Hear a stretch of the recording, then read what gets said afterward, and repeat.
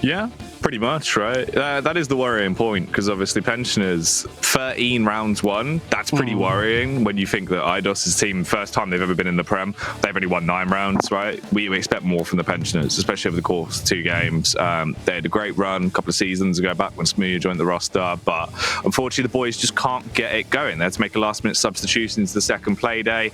Might have affected things, but we'll see as the season develops. Something you can help us develop at home with, though, is getting involved as the season progresses. Let us know over on Twitter your thoughts and feelings. You can hit us up with hashtag ESL Prem. We are at ESL UK on absolutely every platform. So if you want to tweet us and let us know if you're enjoying the show or if you missed the brisket breakdown, feel free. You can, Ben. You can, can't you?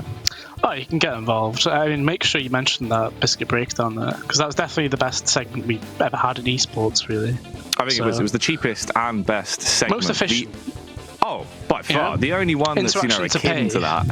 They do, Ben. They really do. Something else that hopefully gets the interactions booming as well is our Prem VP, which you can vote on, of course. That's where we need your input to decide who is going to be taking that mantle. Russ won it 185 times last season. However, this season, we've got a different winner for our opening week. Let's get straight into that and not ruin the surprise.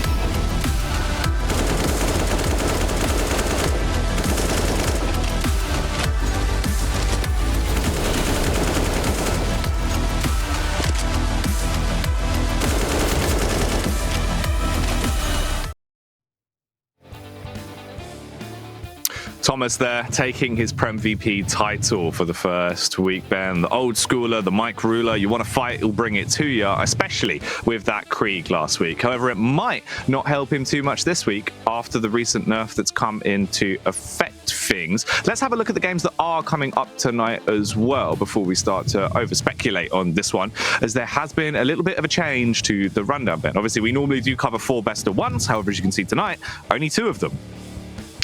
Yeah, we won't be seeing Thomas on this channel at the very least, right? Yeah, he's currently busy with Endpoint. Endpoint, Vex, and Reason are all participating in the MDL relegation battle, funnily enough, tonight. So their games have been moved across, so we won't be seeing any of the teams that are in the top 3 currently in the league playing.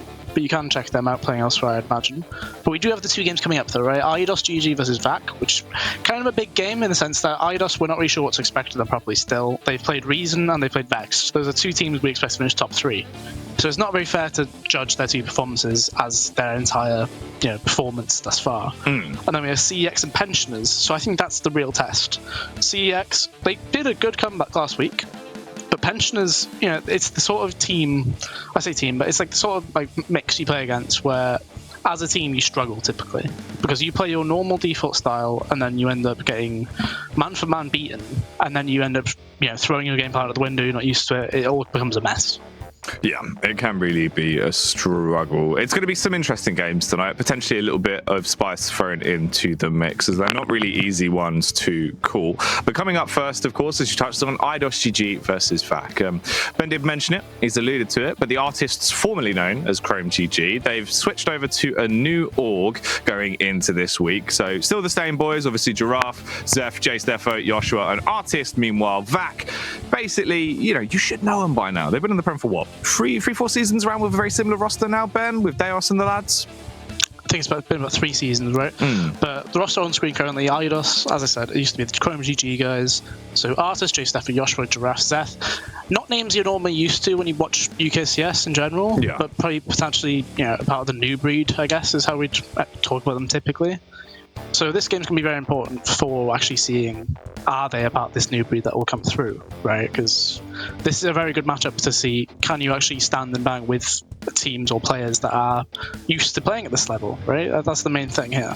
Yeah, that is true. Obviously, we've had sort of what is the kind of like fierce squad that are now known as VAC. They've gone through a few different iterations with slight changes, but they've stuck together for the most part, and we know what they can do. They're quite consistent, whereas IDOS, this is a bit of a new unit that are coming to the forefront. So we'll see if they have any surprises in store for us. VAC, as you can see up on screen, the only slight change is probably Wilksy coming in as a coach more so than anything.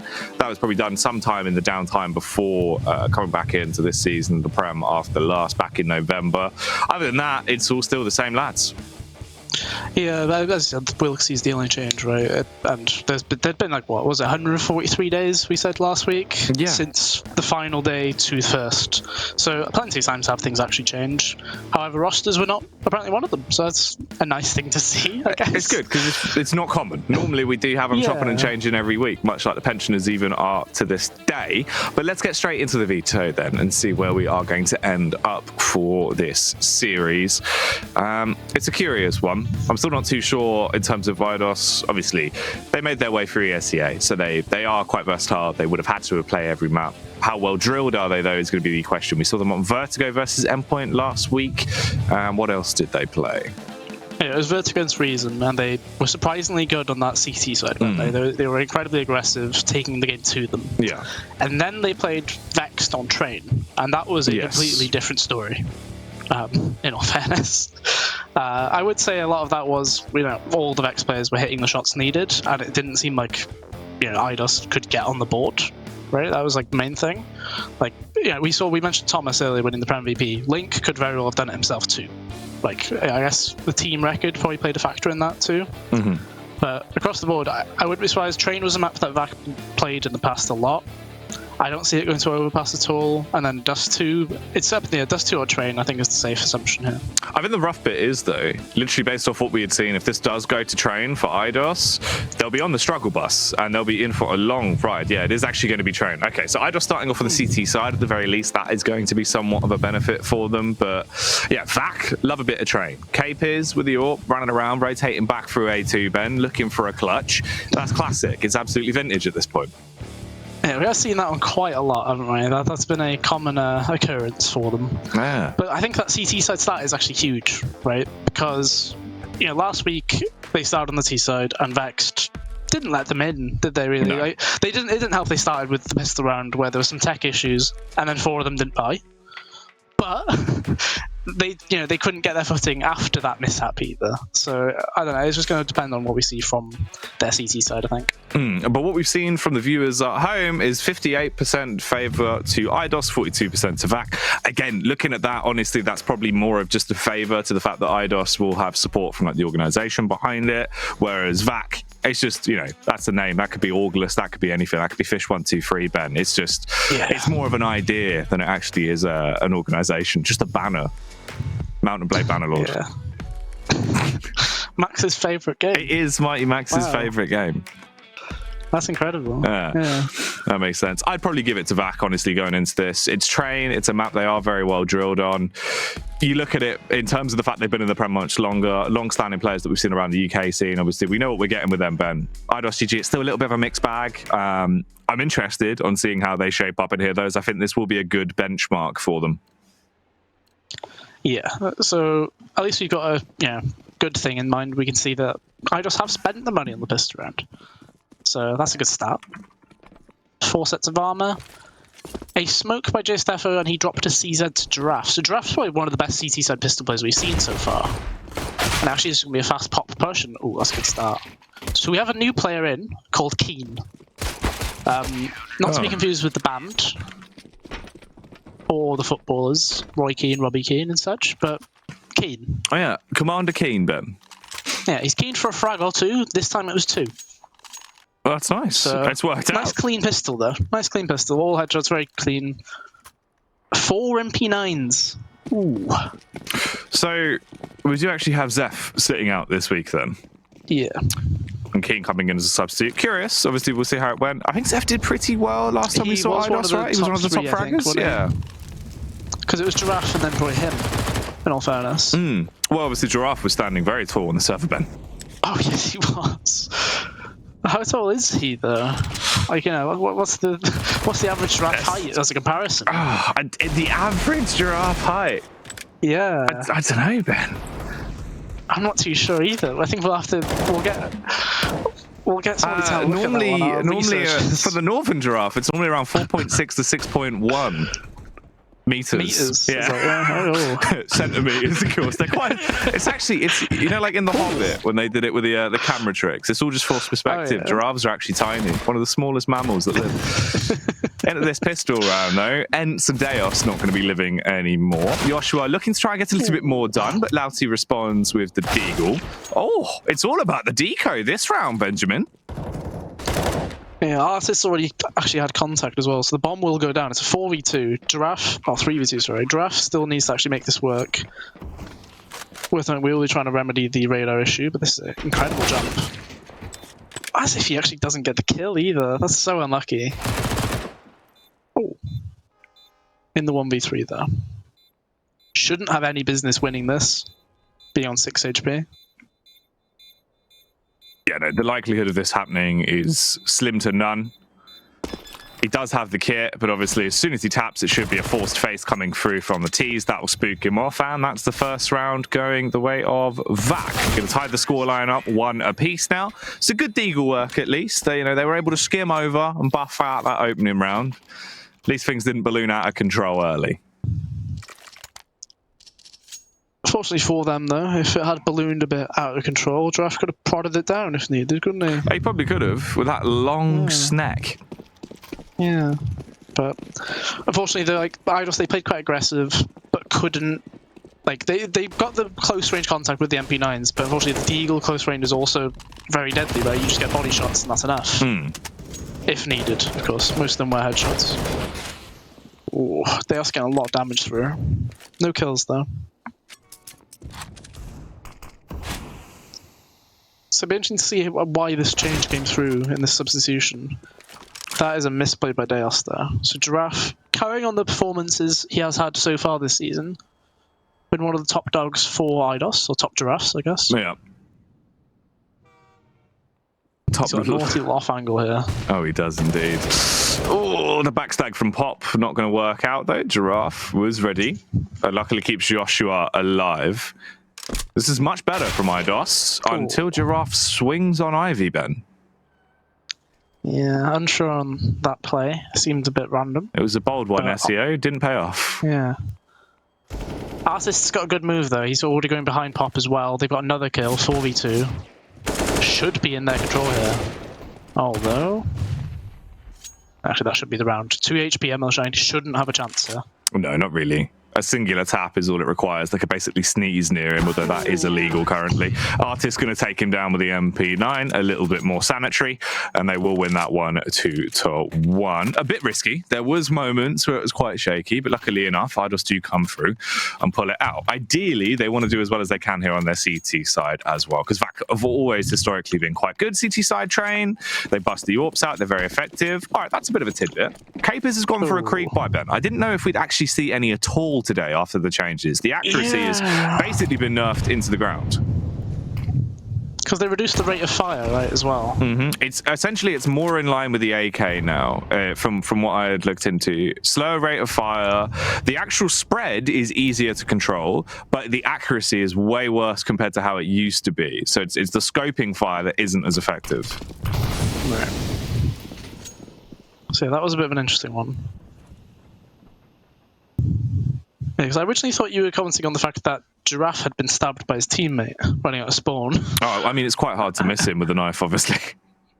Yeah, it was just very surprising. So the SG being bought didn't actually get a chance, really, did it? No. Got tagged by a nade in the scout shot.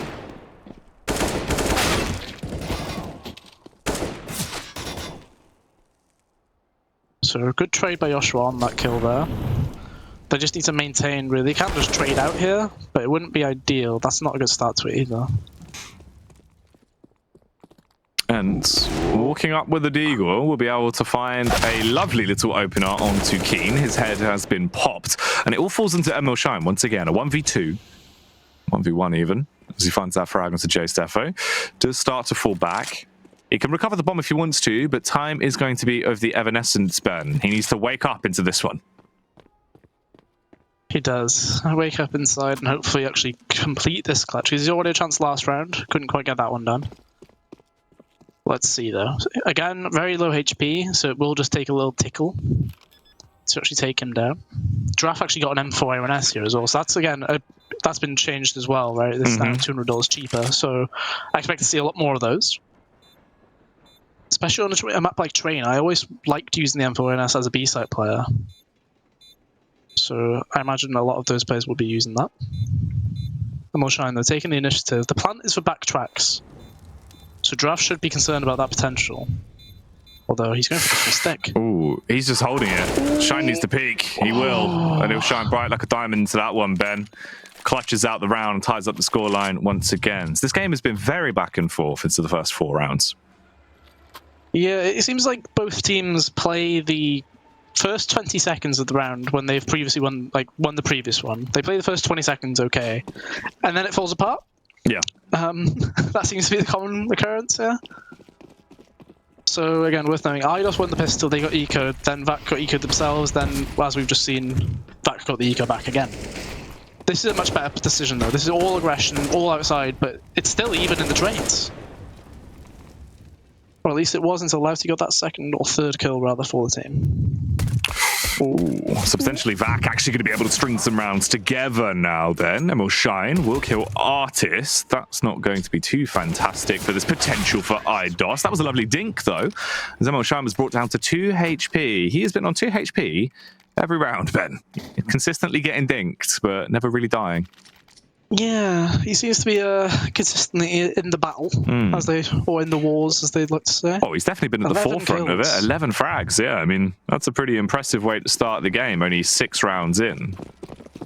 Yeah, so I imagine this is going to be a nade stack main, so Capers, he should fall. Right, if these nades go in, not all of them went in then. You can see like 2 of them hit the wall and actually came back at the blue train. Only 3 of them got thrown to start with as well. If they thrown all 5, it's a guaranteed kill. Instead, they are playing the lines. They're actually trading out again. This the trades on outside here seems to be at least 3 for 2 every time for the T side. It's kind of scary, really. It is a little bit worrying. The fact they're being able to get these rounds so close when their actual economic investment really isn't that high. And now it falls onto one single man with a paintbrush in his hands, slowly making his move out towards bomb train. Back. They don't actually have the bomb, Ben. They do need to fall back into main to be able to pick that up, and they're a little bit paranoid. Shine's clearing every angle possible, just in case Artist had already gotten into the rear. Instead, he's going for the full frontal assault, and he will be assaulted. Louty takes him down with a nice little tap between the eyes. Yeah, nice easy tap found by Louty there.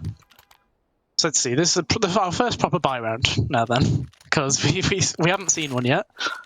Round 7. So an AUG is purchased, double AWP as well.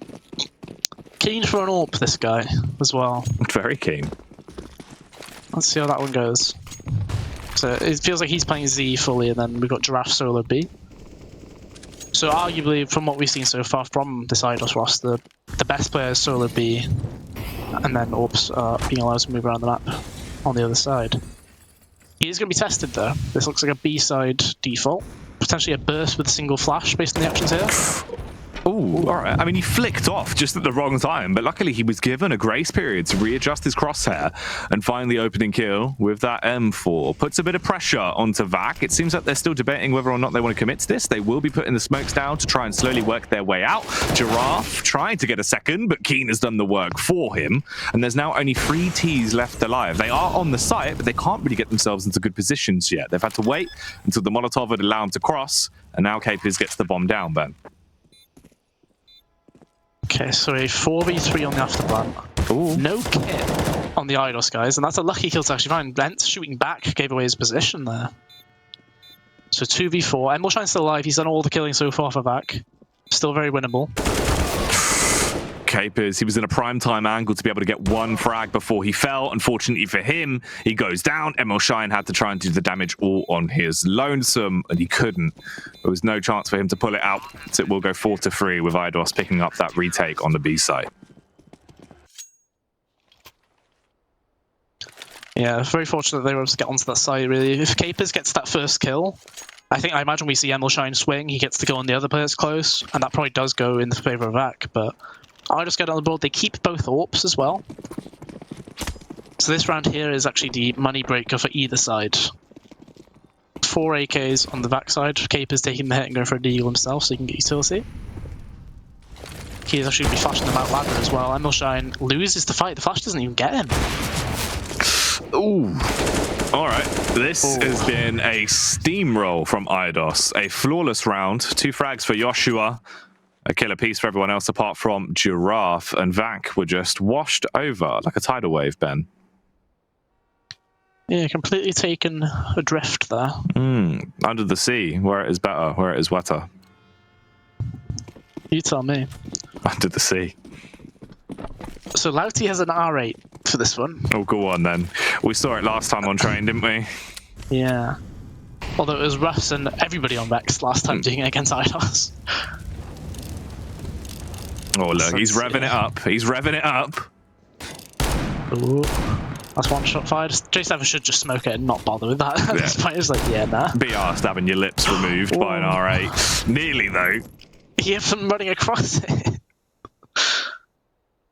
Such a scary weapon. Like you can even hear the coiling of it. Like that's the really awkward part of the CT if they have one. Do you mean the hissing then of the rattlesnake R8?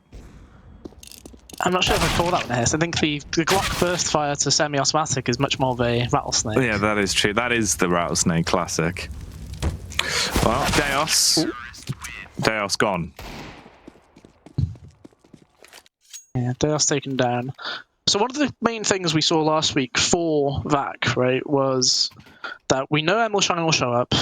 Deos will as well, typically. Normally behind Emil Shine just a bit. And then it's a case of kind of third player back them up.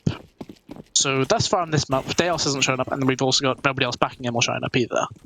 They are on the T side of train, so it's not a bad thing. They've got 4 rounds on the board anyway.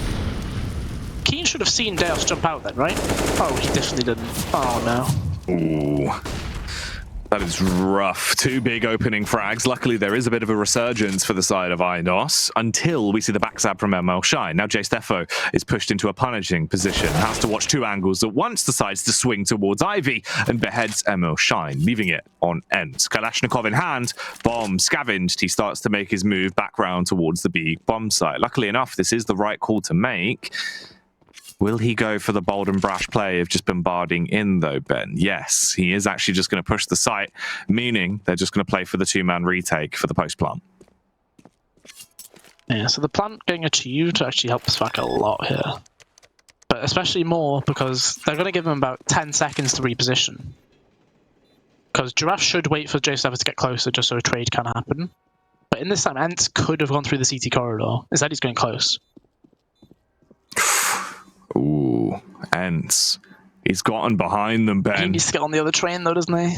Oh, the bomb really isn't planted from here, so he has to strike on the first man, takes the opportunity, gets to where the bomb is planted. The spam does 50 damage across onto Giraffe. Knows where it is. He's trying to line it up, but he's spamming too wildly. Luckily, the spray will connect, and he will take down Giraffe after a bit of a victory shake. And they tied the scoreline again, 5-5. This game is constantly being tied. Yes, as I mentioned, there's that gap of time, wasn't there, between the plan and then them getting to Z, I guess, the B side of Z. Ents was allowed to reposition. The plan being the same as what Emil Shine did in that 1v2 not long ago kind of made it so they kept on tracking towards the bomb site, right? I do say that Deos was very fortunate to get 2 kills. I feel like Keen should have seen him jump out. So the fact he got 2 this time doesn't get any is quite a big difference. Ooh.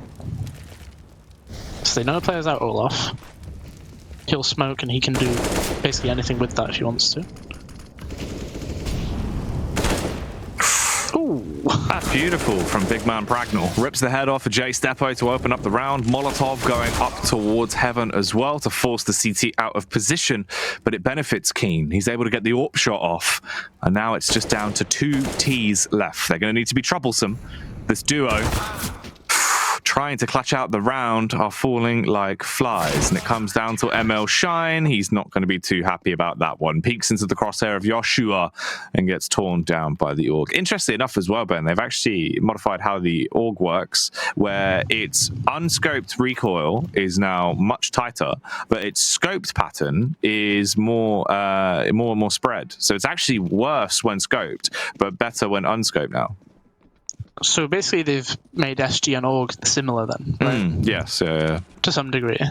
So, which I guess makes sense. So they've heard that scoped rifles shouldn't be a thing. Yeah, I think they've tried to nerf the effectiveness of scoped weapons, not your AWP. Because that was the issue, right? Yeah. Because that is the fact that people used on CT like an AWP, or they would challenge an AWP with an SG. And the same thing happened with AUGs, obviously, over a year ago at this point, right? The one thing we haven't spoke about, and no one's given us an opportunity to yet, is the jumping Deegs. As you can see, 3 players with the Deegs into this round. Let's see if we'll get one. None of them are jumping. No, they're staying on the ground. It's ridiculous. Actually, I wouldn't expect much from it, in all fairness. It seems so niche, you know? Yeah. I can understand, like, if you're going contact towards someone, you're just like, okay, I'll jump across, but you could just jump across and shoot. Is my only thought there, right? I suppose it's more like if you're repositioning and you're gonna get spammed at anyway, you might as well just jump and shoot the Deagle. Yeah, like it was very like, obviously it's an issue because I don't think you should be able to do that with anyone. No, yeah. But yeah, it's a bit of an interesting one, I guess. Imagine if you cleared pop with it and just dropped straight down, Deagle in midair. But is that a difference though, with the jump? Because I seem to remember on the video I saw at least, it was on just after the apex of the jump. It was on the way down. So it's the falling accuracy. It's the falling accuracy that has been increased. Yeah, because do you not, like, when does that become accurate and when do you lose it? Because if you're ever falling, you ever accurate. Just accurate the entire time. Just keep like going to heaven on train, just jumping out. That would be the play. You keep losing 12 health each time, but it's worth it when you get the 1. Oh, well worth it. So, a deco from Vac, although there is a hero AK on the board. Joshua has actually come online as well, it's worth noting. He has, I think it was 18 kills thus far. So Elmoshine has calmed down a bit, but on the other side, Keen and Joshua, I believe, both getting on the board. Nice clean round there as well from the CTs. So they should be closing out this half 10-5 in my eyes.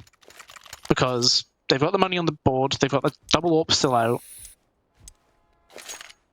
And we haven't seen much from Vac still.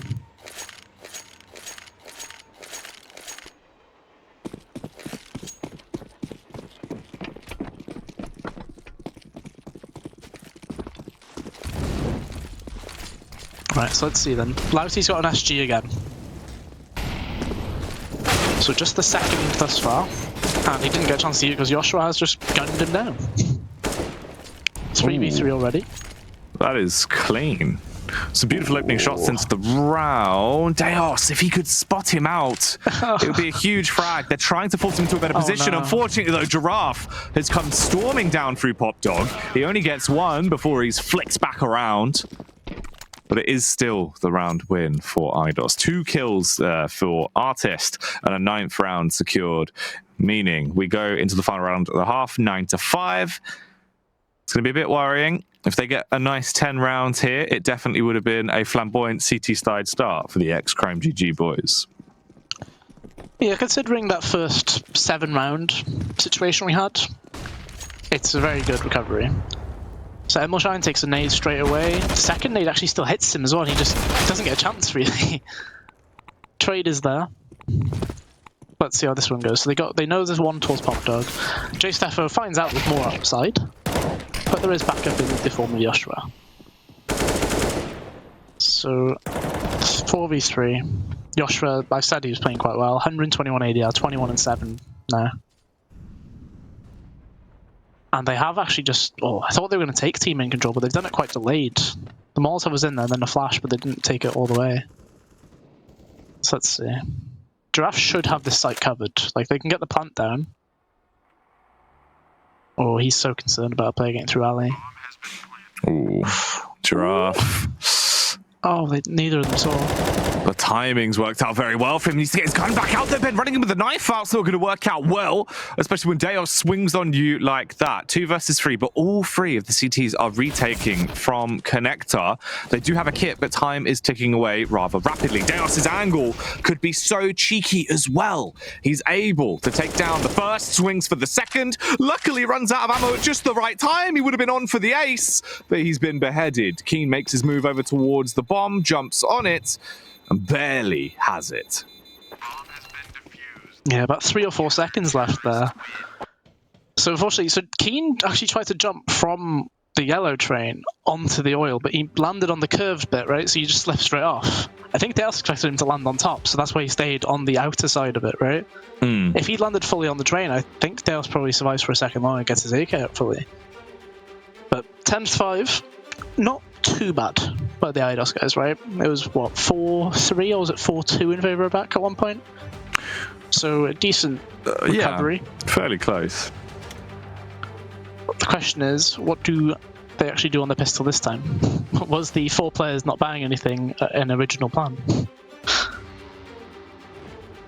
One thing to note, though, they have not played as aggressive as we saw them against Reason and Vexed. No, that is true. They didn't play that aggressive. A lot more reserved. I will say that VAC played aggressive and have made it so they didn't have to.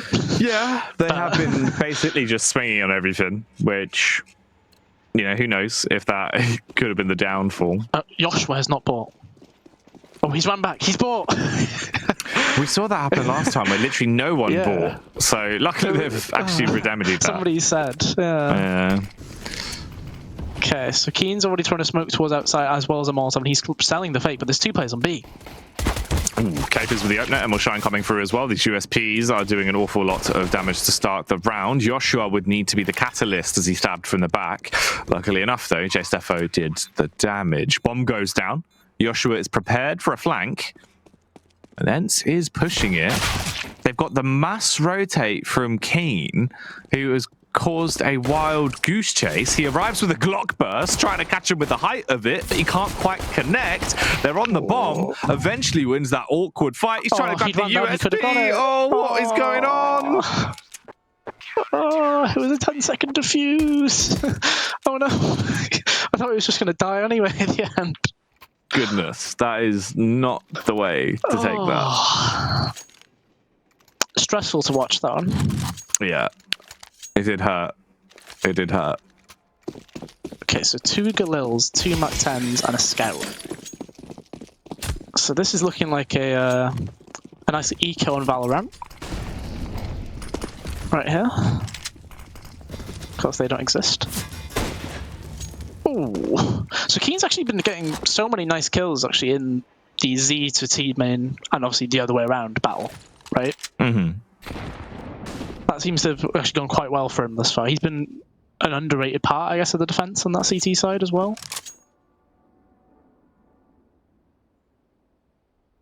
It's 10-6. 3 players posted up towards B. Capers, you mentioned it briefly, didn't you? How we see him rotating backtracks quite a lot. He loves a good old backstab. Yeah. It's kind of difficult to flash in the location that he stood, though, is the other curious thing. Is this actually a strat to go all the way to Z to A? It is. Ooh. Enska sees all of them, but doesn't get a single. Or he only gets one. Lousy gets one as well. So they must change their ideas now, surely. The problem is, though, Ben, they're going to walk out onto site still. They didn't fully rotate behind in clear front bomb trains. The Capers was never seen. Now Giraffe has to wildly swing. Oh my gosh. Does luckily get the easy emo down off with a Mach 10, but they've given Deos the bomb. He spots back towards Connector, gets the kill, but he's fumbling with his knife. And Giraffe gets a 4K to win them the round. That's such a weird... Like, I guess this is one of those where they don't know that Capers plays B, right? Because they killed Ents and they killed Louty, who came out Z. We know very well Capers is the solo Bianca, like, every time. Yeah. So it felt like originally they were going to go to Z, but apparently the plan was to jump through the smoke after contact. But didn't quite go the way, but the aggression is back. Look at this. Two nades to back green, flashes all the way out. Giraffe's all the way back towards Melvin as well. It's a free kill for him on the side. And this is a complete onslaught.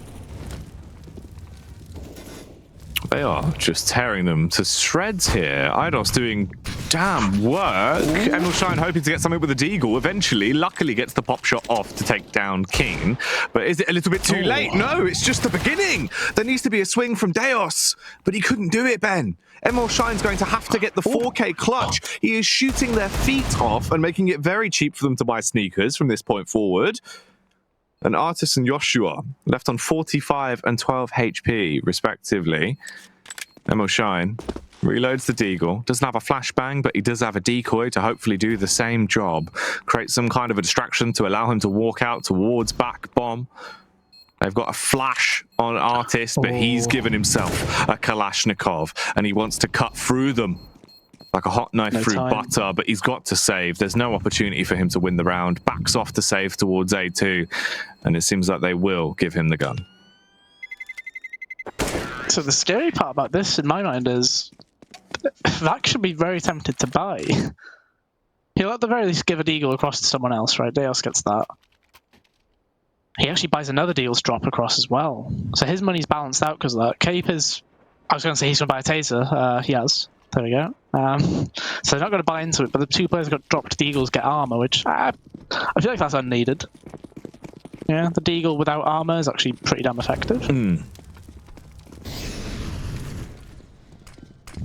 Let's see, I guess this is a case of follow Emerald Shine if he's actually getting into the thick of it. But instead it'll be the deagles that try to do so.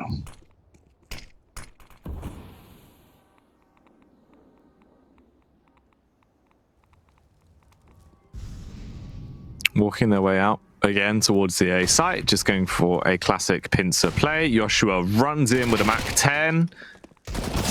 Easy shutdown for the Biggie Smalls pop. And that is them taking the round 13-6. Eidos, right now, Ben, they're on the money to win this opening best of one quite commandingly if things carry on in this fashion. It does appear to be quite one-sided, doesn't it? 13-6. 3 M4A1Ss out, 2 AWPs. So 2 glass cannon AWPs, 3 M4A1Ss, a single smoke, and no kit.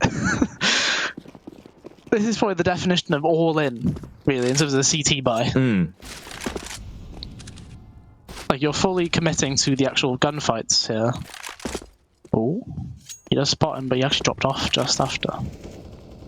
Oh, they want to do the boost because he saw him, but Capers has already lost the AWP at B. The lack of armor makes him a very easy target. Smoke towards Z as well. That B bomb site's gone. They have to rotate.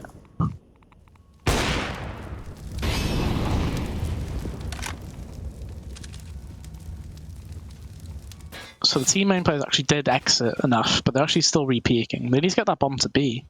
Artist can't hold this for much longer without that rotate already being there. I'm not sure why this was such a slowed down round after they got the bomb site. Or at least, after Artist dies on B, you should know the rotate will be going the opposite way now. It's been long enough now. That's 4v4. Louty's got B control.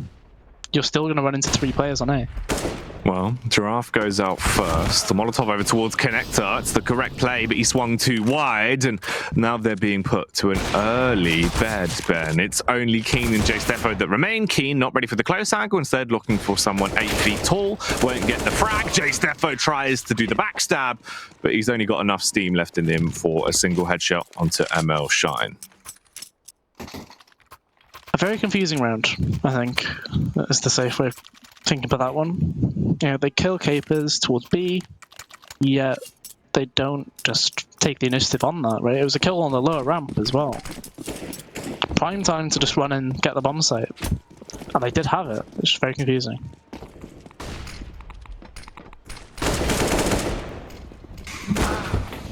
Ooh, ML Shine with the opening pick, playing a little bit more aggressive with the AWP now, trying to not show as much respect to Eidos as before. They were taking the mickey with it, Ben. They were playing very aggressive onto their T side. The bold swings were working out. Ents needs to do a little bit of that, though, and unfortunately he's not given a chance. Artis? Goodness. I'm in Louvre with that one, Ben. That was his Mona Lisa play. And there we go. You've been waiting a while to say that one. I have. I've been holding on to that one. I didn't think he was... I didn't know if he'd do something better, so I thought might as well get it in today. Yeah, there we go. And he is. You could say there was some good wrist movements with that work of art that he's just produced right there. Oh, goodness, yeah. So, looks like he'll be going 14-7 unless Capers brings a backtrack retake on train. We've seen a few attempts at this. He's going to go for it though, 3v1. 15 seconds probably left on that bomb at this point. Nice kill to start it, but unfortunately does not check his right fully. So 14-7. Eidos looking very good thus far. Joshua with nearly 30 kills already, 28 and 11 right now. Giraffe right behind him as well, and Keen, the unknown man, I suppose, when it comes to looking at this lineup. Doing very well as well. And Vac have actually fully bought into this as well, so we've got an AUG, Mag 7, Mag 7, the Zeo Classic there, I believe. It's perfectly fine on that B site though, I suppose. There's very limited areas you can use that on this map. Top dog and then B, I think, unless you play Ali close, but that's such a risky attempt. Emilshine does get tagged by that AWP as well. So, Deos actually went for the spot towards B. This has triggered Capers to now push up quite deeply. He's going to be walking into Artist, however, and Emilshine's already dropped. The timing, Ben, towards Pop Dog. This could work out fabulously for Capers, actually, as I believe it was just cleared. If he goes down Pop Dog, he could backstab and still win the round for them. Artist is covering it, though. So it all depends on the timing. Who's got the better watch? Snods, Ben. Snods has the better watch. Or is it Sunny Neil? Oh, it could be Sunny Neil, to be fair. Capers, looks like his watch is pretty darn good. Goes for the peak, gets the first onto Artist. Deos has come clutch with the Deagle, and he's doing even more damage as he's blowing them all away with that 50 cal punishing fifth. Oh, Seven attempt. What is this? I mean, he's tagged him with it. He's at least traded it out to the AK now. Jay Stefo's up on top of the train, walking down. He's got 30 seconds. He can't recover the bomb, but Capers peeks into him, and Capers is on the floor, not breathing anymore. It was just the fact that you just see him run out of pop and still tries to shoot him with it. Yeah. I feel like you should just switch to the pistol at that point, right? You move a bit quicker. 15-7, match point for Eidos. They look, potentially getting their first win of the season here as well. A very big one at that, though. We mentioned the pre-show how that fourth place is the place that we're expecting people to battle for. Ooh, that's a much louder B attempt. Artist, got himself a bit stuck there. Oh my god. What? Deos! Goodness, a bit of a nabacular drop from him there. Yeah, they have just decided to fight, and they're doing a damn good job of it. They haven't lost a single man into this round. They might go flawlessly, but Jay Stepo gets behind them, sees them all, and has the info to potentially win it, but the taps aren't landing, and it's another 4K from Deos. What is he on now? 19 frags. Yeah, I mean, him and Emilshine, similar kills each, but when you've got two players who are yet to hit the double digits at 23 rounds in, it's going to be a bit of a tough battle. Oh, yeah. All right. Give me that Artist cam, Zarks. I want to see the Tech 9. I want to see him just running in, ripping heads off. That changed as well, didn't it? It did. The Tech 9 is back, by the way. Remember Olofmeister running out? It's literally that once again. I want to see him swing and kill them all. Instead, they've decided to push out Pop early. He's not been able to get out of main yet. And there is going to be a spam coming through from the... What? Emilshine gets the headshot across towards Joshua. Oh, look at the dink! Oh, goodness, no! It's all crumbling then! I wanted to see a 5K with a Tech 9. Another clean round for Vac, though. Doing work right now. Yeah, not quite the work we expected it to do. As you said, we expected a nice little ace, didn't we? I mean, to be fair, yeah, you buy a Tech 9, I feel like you should kill everyone. That's the nature of the gun now. It's been buffed, yeah. I'm so glad it's back. I love the Tech 9. Tech 9's my favourite pistol, man. I've tried to bring it back many a time. No, just my favourite pistol. Your favourite gun's the Bizon. TMP. To be fair, yeah. Although I definitely just despised anybody who used that against me on CSS. Oh, mate, it was the dream, though. TMP was big. This could be big, though. Look at Capers' angle. Playing quite confidently. Looking for a small man. Ooh. I'd love to switch position with Emil Shine right now if I was him there. With the utility available. Emil Shine actually mollies in his faces. I mean, alright. They are playing so aggressive, and it's working out incredibly well. He tried to return the favour. Yeah, Battle of the Pistols. That's literally what Deos did last time. Oh. He can hear him. He's very loud on that train. Yeah. Could hear the elephant feet. Do you know elephants are the only animal that can't jump? Oh,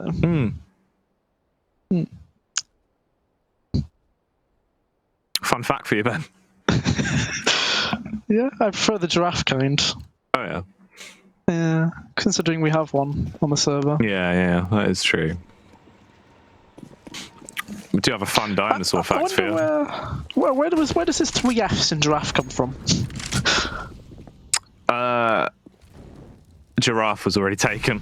That's usually the case, right? Yeah. Like that's what Adam from Vex did. The 9130 is literally because he said Adam was taken, so he just threw numbers on the end. So like, but you don't normally do it with the letters unless it's like the E at the end. That's like a common one, isn't it? Yeah, or you replace letters with like X's. That's another standard. Like, you just get rid of the last letter. Just gets added loads. So if you did Jackie, you'd probably just add 2 Ys, or you do 4K Jackie normally, don't you? Yeah, I despise the extra Ys. Yeah, whereas obviously I had to do it for lots of O's because Essie was taken. Essie, ooh, 4 little, 3 big. 3 little, 5 big. There we go. Yeah. Yeah, gotta do it. Well, this could be a big letter, and it will be B. Thank you, Rachel. 2 consonants, please. Add a vowel. Ooh, there's an entry. Emil Shine gets the first, takes down Keen with the AK, and they have bombarded out towards the B site. Vac still towering above them, though, when it comes to players that were alive. Apparently, it took them having their backs up against the wall, having 1 round of breathing room to make them start playing confidently and aggressively, Ben. And now they are just doing damage. Nearly a 30 bomb for Emil Shine. Maybe they were trying to feed him some extra frags. Maybe he wants to get, like, he's trying to match up to Russ's 1,412 MVPs, right? Yes. You know, Emil Shine's also got 960, so it's like, it's been quite a big battle the last few seasons. We only need 1 more frag to come out of young Joshua as well to push himself into the nice 30. Look at the nades, they're still coming! Geez. The airstrike has landed, Ben. Goodness, Brimstone's ult doing a lot of damage there. Quite a lot there, yeah. So Emil Shine does get another one on the board. Martin J. Steffo should be dead very soon. Yep, taken down. Chaos waiting ever so patiently. Clears that one up too. 15 to 12. You know, that... Yeah. It's one of those classic games, I think, really, isn't it? Where the ending is inevitable. It's just how many do that get on the board before it does get... You know, I just take it. Or can they actually push this to overtime? That's obviously going to be the really big tidbit as well, because then obviously you walk away with this with less points. Ideally, you don't want to go to OT in this group format. It's the same as Pro Leagues, obviously 2 points for the win, 1 point for the loss in OT, so it's going to leave you in a bit of a bad position if no one else takes OT games throughout the season. Giraffe playing very fast and furious into this, and this actually could be them trying to shut down the game, Ben. The only resurgence from the CTs is Emil Shine peeking out with the AWP and blowing Giraffe to bits. This huntsman is not allowed to do these things. This is a no hunting zone bet. It's a good nade. So 2v2 now because of that. Emil Shine still alive, Cape is still alive, so 2 of the top 3 players currently for back on the server. Artist has such a good position here though. Emil Shine shouldn't be able to get on the side. Fired off the warning shot, but then the follow-up will kill him. Cape is he on for the clutch? Sees one, but there's still another alive. He's taking shots into the elbow as well. That's going to hit his funny bone, but this is no laughing matter as the round win will come through. IDOS have picked up the victory. You were right, Ben. It was just delaying the inevitable. It was only a matter of time until we saw the win for IDOS GG, and they do pick it up 16 to 12. Yeah, 16 to 12. It was 10-5 half. Consider how the first 6 or 7 rounds played out from the actual side of VAC. I feel like they'd be quite disappointed, right? You had 4 rounds on the T side within the first 6 or 7. You then only get 5 for the entire half. Yeah. Across the board, you've got to be expecting more, right? I would attribute a lot of it to IDOS just warming up and getting to grips with the game, right? They felt like they finally got into it after having a few strugglesome rounds here and there. But I mean, it's a good victory for IDOS, right? That's the main thing here. They're probably one of the teams now we can say are clearly in contention for that 4th place spot. Back, it's a big hit towards their contention for it. But this is only week 3, right? Match day 3. So there's still a lot to go from this season. There is still a little bit more to come, obviously, before we get into the playoffs. But it's a lovely win to pick up. It's good for IDOS as well, because we've seen it in the past where, you know, when you have teams that come in, obviously it's the first time they get into the Prem, they do struggle. And if they don't find their footing until far too late into the season, it's normally way too far gone when they realize what they need to adjust. This is quite a good showing, obviously reminiscent of what we had before with Buzzkill. They get a win fairly early on. Obviously, this only being the 3rd opportunity they've had to show themselves. Still a good team to beat, because ideally, even if they lose out to what our sort of top 3 contenders that we expect to see, probably being like Endpoint, Vexed, and Reason, if you can beat the middle of the pack teams, you do still have a chance to get to finals. Yeah, it's just like kind of difficult for them to do it this season round, right? Compared to what we had last season, it was 3-6. Yes, yeah. So you've only got that, it's that one spot. So you kind of need to win out against all of them. Or if you do slip up, you have to be one of the top 3. And that's an incredible ask to go for, because these top 3 teams, there is a big separation between them, in my eyes at least. There's such a big gap. So we'll see how it goes, I guess, right? It's a long season, technically, in terms of how many games. But in terms of time, you need to shape up very quick. Yeah, you don't have long to mess around. Something that we can step into now, though, is the player of the match. We've chosen our 3 players here, but we want you to vote at home. The ones that are now up on screen are who we have gone for: Joshua, Giraffe, and Deos. Ben, who would you pick? I think I'll go for Joshua. Right? He kind of propelled that CT side defense towards the middle of the first half, right? He started getting those multiple rounds. He was controlling technically T main, right? It was T main and then occasionally helping towards Ali. So he's my pick, that's for sure. I probably agree with you. I think he was able to squeeze out the 30 bomb just towards the end of the game. So, you know, a good amount of damage done individually. Let us know on Twitter, though, at ESL UK, who your player of the match is, and we will be back. One final game to go tonight. It's only the 2 best of ones. So when we return, we'll be seeing how that one goes down. Keep it locked here at ESL UK.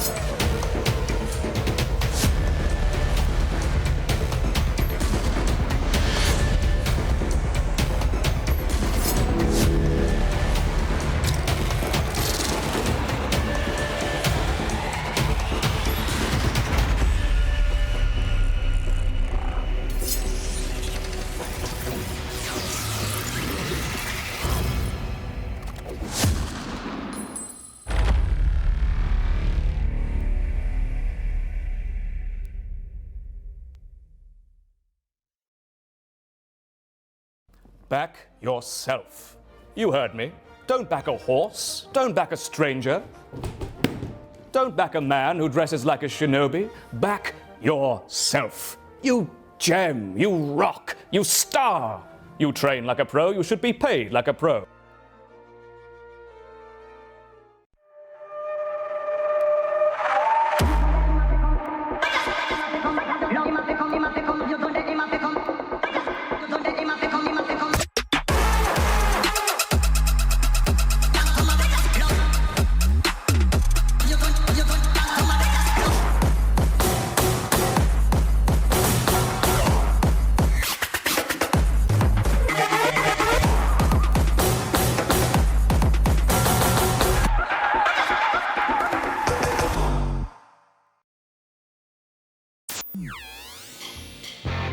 Parsec lets you play your entire library of games on any device, anywhere, with anyone, at any time. It's easy. Install Parsec and boom, your PC game library is at your fingertips. Are you bored playing solo? Share a link with anyone and go multiplayer. No friends online? Jump into Parsec's arcade and play with people from all around the world. Parsec's available for most things with screens. Download now.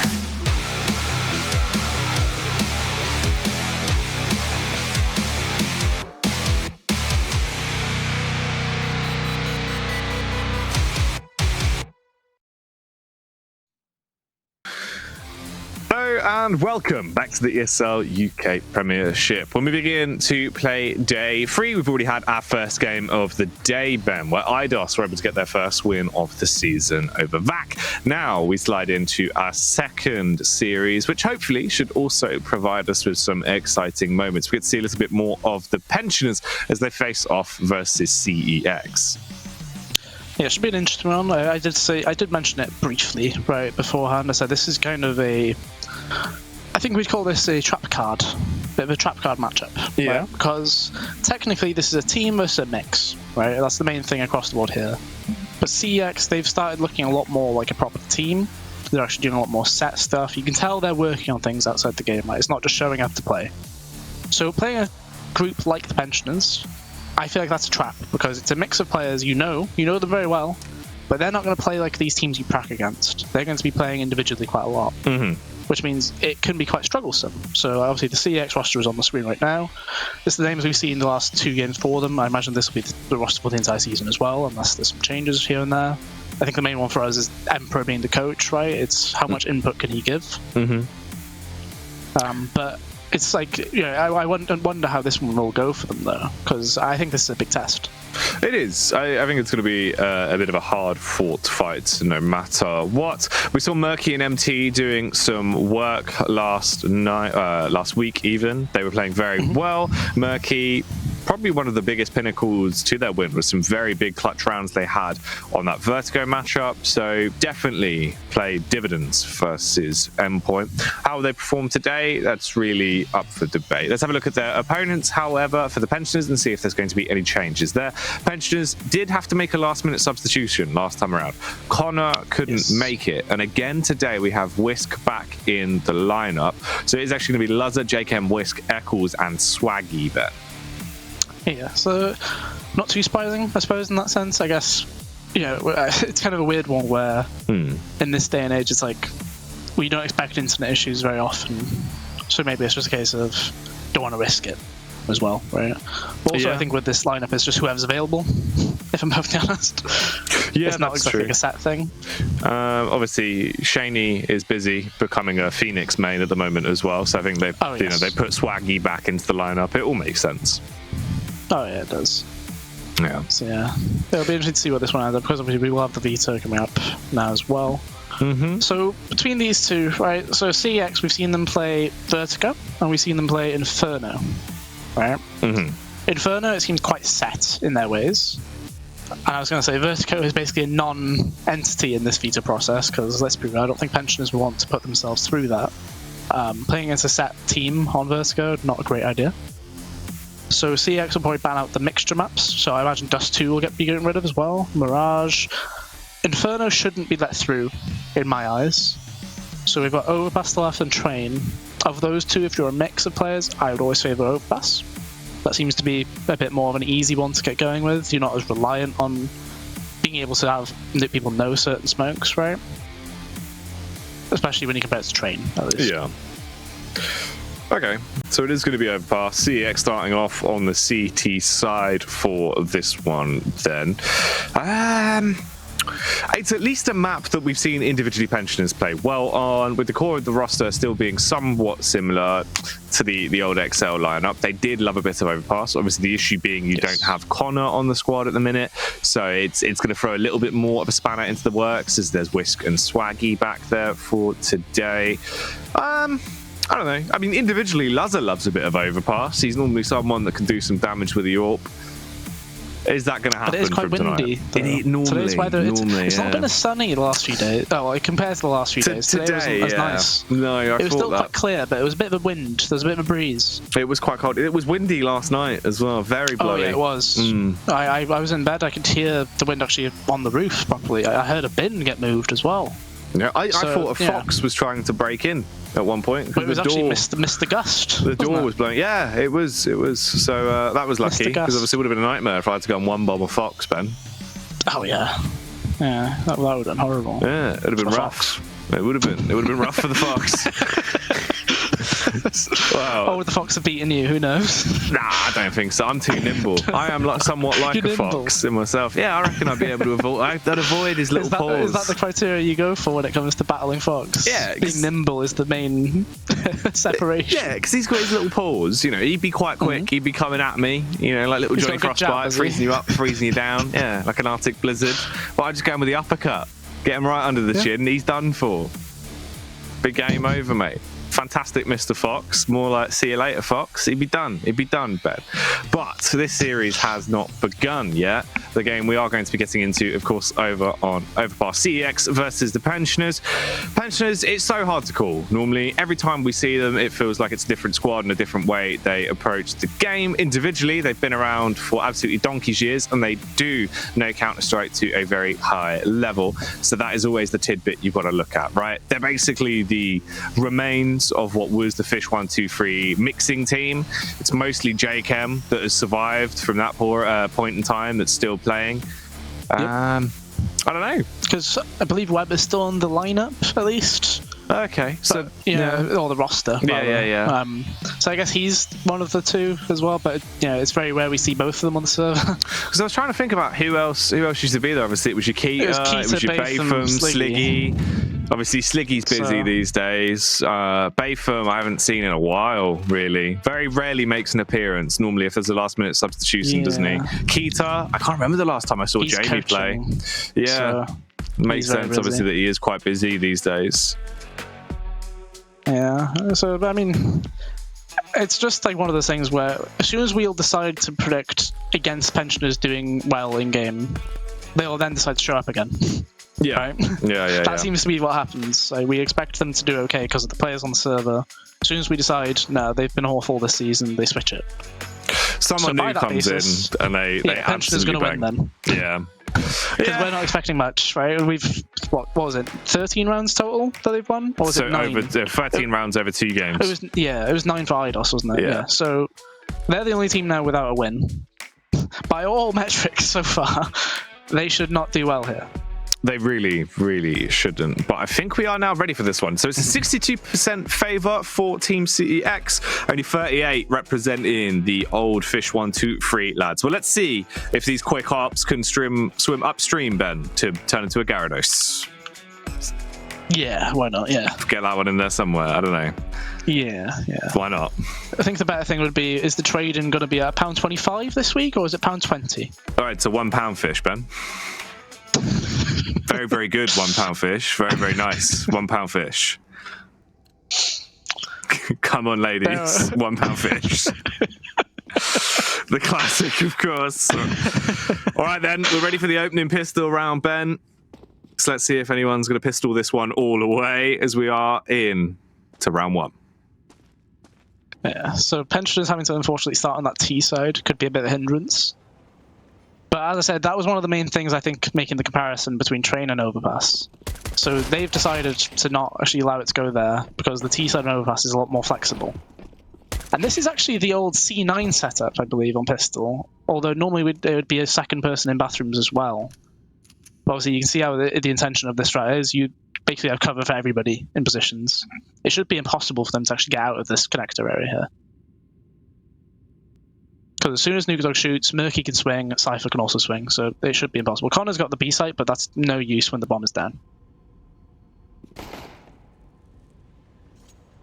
And MT's actually going to be joining up as well. It's going to be 4 players covering that same area. Yeah, surely this crossfire should be unbeatable right now. They've got the bomb. If they push out, it should be easy pickings for CEX. If they lose this, I would be absolutely flabbergasted. Nuke Dog doing work for the first. Cypher will pick up the second as Connor goes down like a bag full of pebbles in a pond.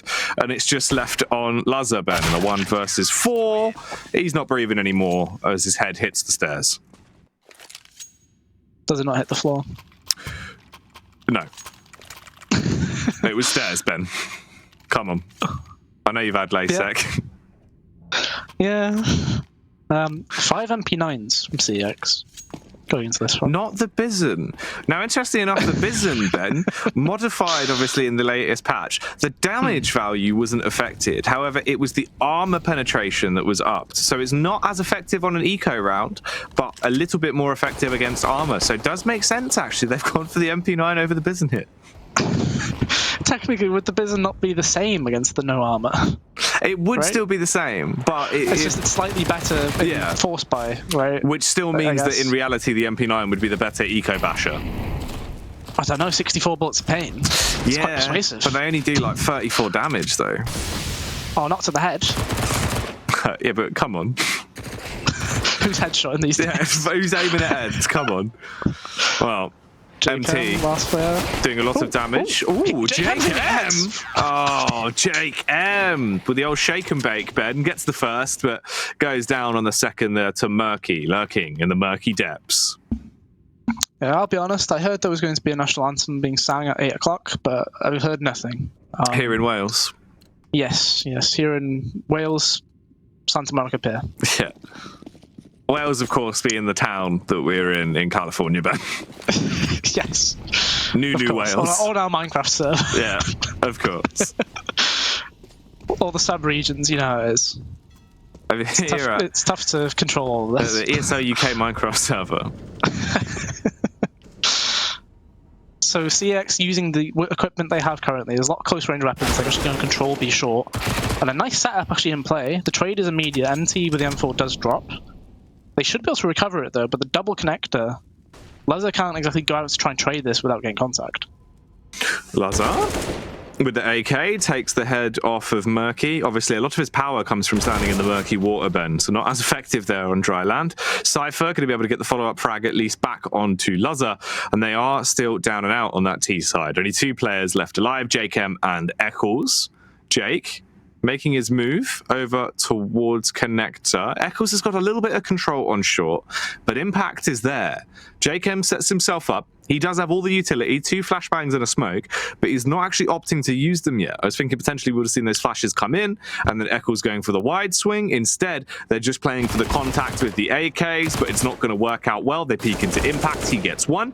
Jake has to trade it, and if he's lucky, he might get away with a free bomb plant at least. Potential for a round win. Smokes off bridge. Flashbang going to go out. He peeks on heaven, and he gets the kill, Ben, but he's going back towards short. Luckily, adjusts himself, Jake. He gets the tag, but not the frag, Ben. Yeah, actually really unlucky to not get that, I feel. That is rough, yeah. That seemed like a classic JKM round there. The J-Rod was shaking the M right there, but CX do take it, and that was technically a bonus round to some degree, right? MT was the only one that actually did have to upgrade, because he did 4 in the previous one. Yeah. So they win the buy round, but the bomb plant means pensioners decide to go for another buy, right? You've got some AKs on the board. Well, everybody has an AK, just meaning there is a lack of utility. So not too surprising, I guess, considering, more often than not, I don't expect to see the utility be used in the same way we would with a team. So Cypher, really good play here. So they molted the steps, it got put out, they use a flash to get into playground. There's actually a gap underneath that fence as well, bear in mind, that you can peek under with, which is why that spam was so easy to line up. Does he expect Connor to push through though? He's spamming for it, and he does get it. So good awareness there. And technically he can get out as well. Murky smokes the top of connector. If Cypher wants to pull back the whole way, he can. And that he does. He gets out all the way, so he gets 2 kills and there's no consequence. Oh, that's such an awkward fight for Swaggy to have had to take. Eccles has to jump away from the Molotov. He peeked at the same time. Not looking good for pensioners into this one. No, it's not at all. This is a big opener for CX. Obviously, there was a chance this could have been at least a 1-2 split in rounds for the pensioners, and now they're hoping to at least get one on the board here. Lazar going for the bomb plant. Murky rotates in. He has the AWP and the high ground. Support from Cypher as well. Cypher tiptoeing down towards CT, whilst Murky covers towards the site. They're going to need to be relatively quick on the job here. They do have 2 kits, but time is ticking away. And they don't have too long left to play with. Murky getting that pick will be the signal to go.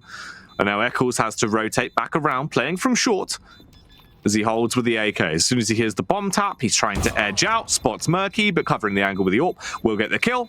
They'll commit for the defuse and take another round. Unfortunate for pensioners. A couple of post-plant losses now, Ben. Yeah, I think they were a bit fortunate to get into that one there. Leza probably shouldn't be getting both of those kills towards Monster.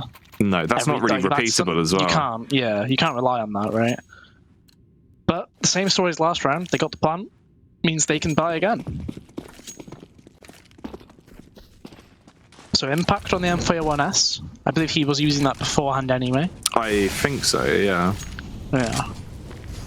It would be interesting to see what players actually do make the switch, right? Because whenever we looked at Pro CS in the past, it was like a set of like 4 players or something silly, right? That used the M4A1S. It was like Forest, Neo.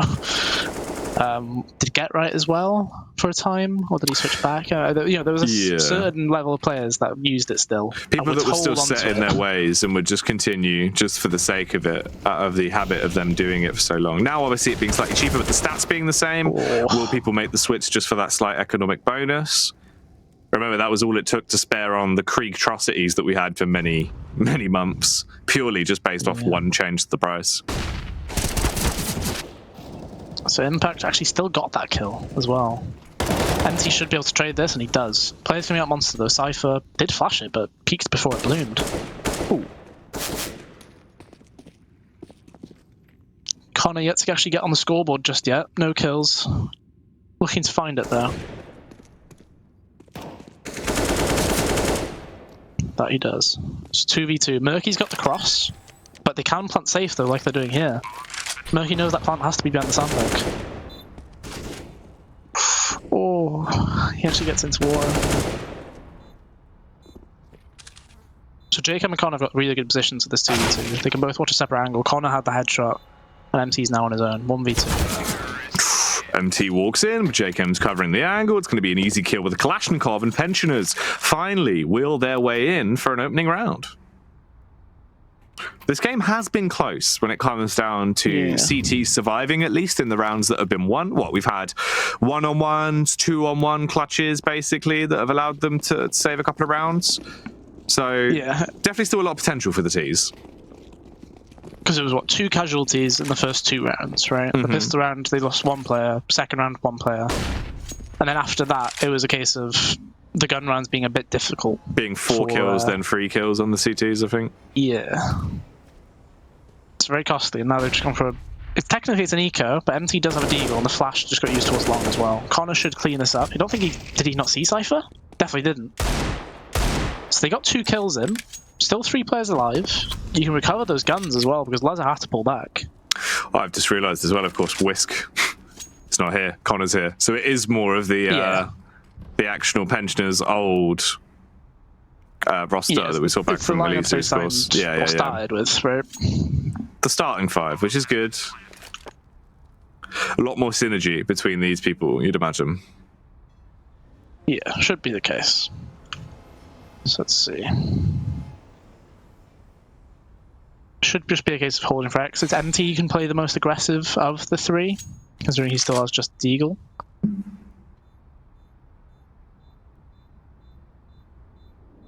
But I feel like it should not be possible. They shouldn't really need to exit towards T-spawn. I personally would exit towards short.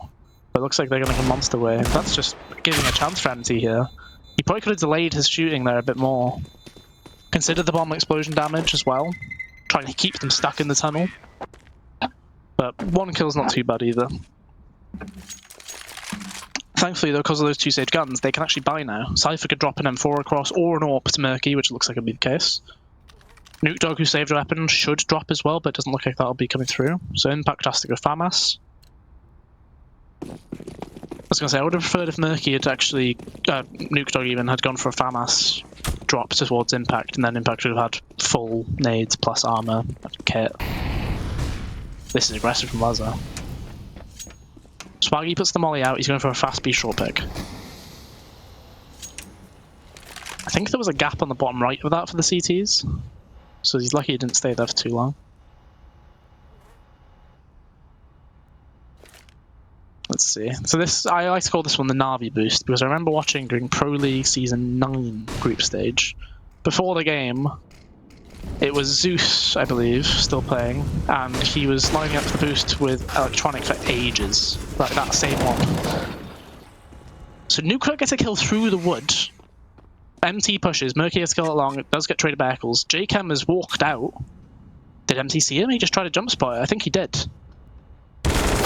Ooh, Jake. That is unlucky.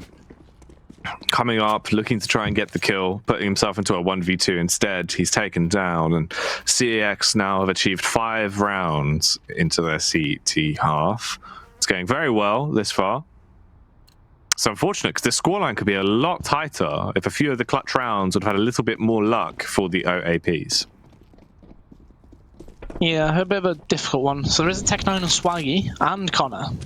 So I believe those are your 2 men to watch, really, aren't they, for this one? Probably, yeah. Just out of interest, really, to see if they can get it going. Curious to see if the Tech9s will just absolutely wreck face into this round. Swaggy looks to be at the front here once they push out, slightly behind Eccles. So here he goes. Look, the solo man charging up. Let's see a little bit of that Tech9's arcs. Let's see what that gets up to into this round. As they are flashed in, he's going to start to make his move and run out towards the site. Molotov over to block off long.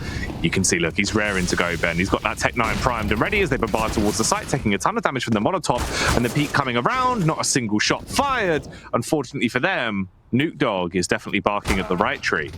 It's a tree full of pensioners, Ben. They're dead. Somebody put that dog down. He's rabid.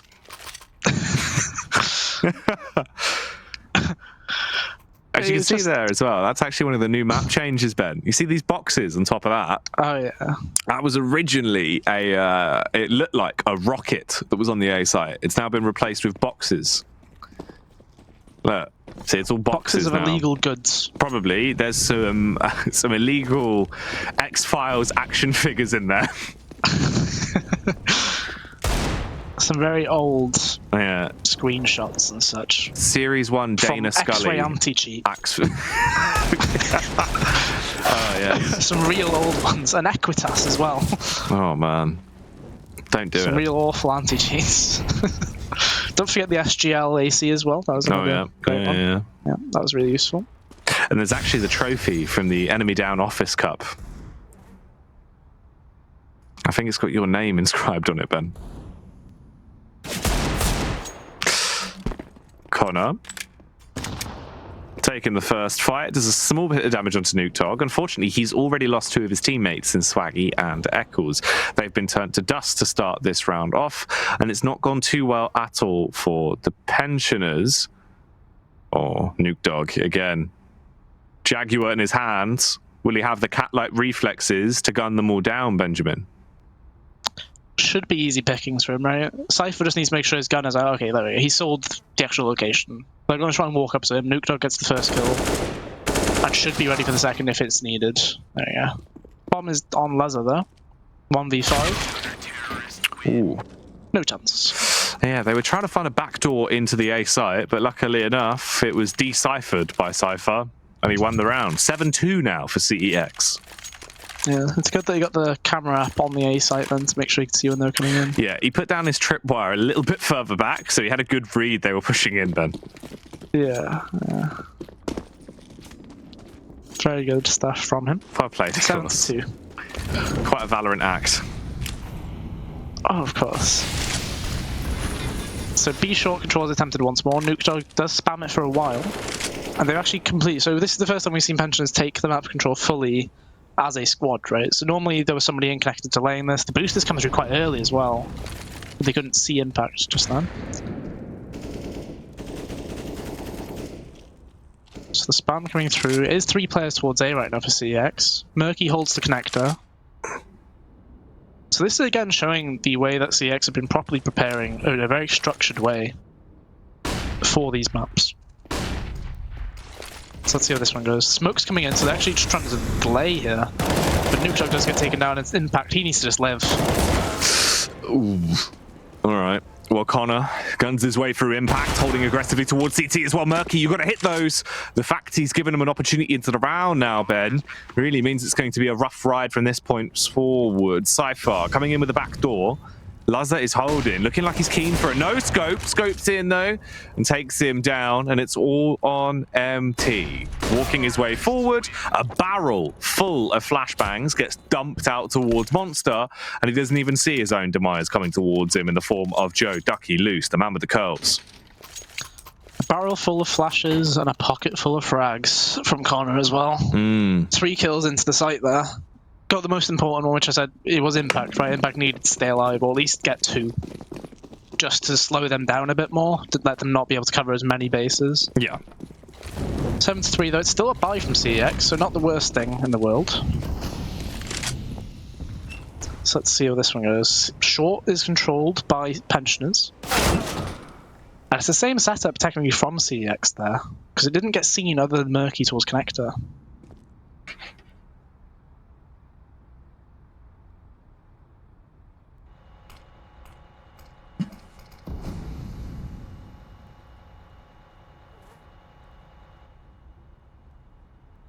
Well, round 11 now, Ben.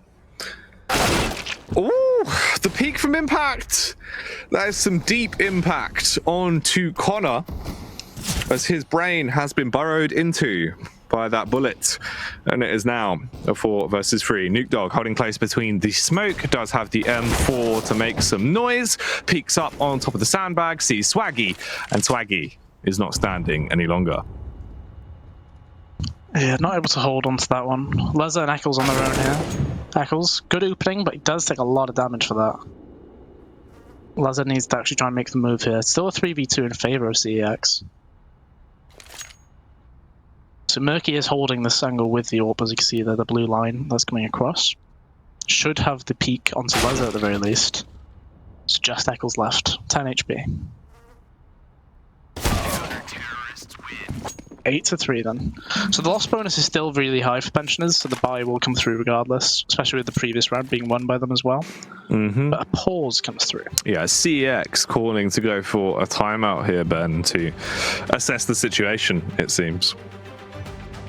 Yeah, potentially to talk about actually what they want to do aggression-wise as well, to actually list off. I guess there must be a sort of like list of what defaults and sets they do have, in the sense that, like, you know, they just used that same setup last round as they did the previous. They've done quite a few different setups towards B short.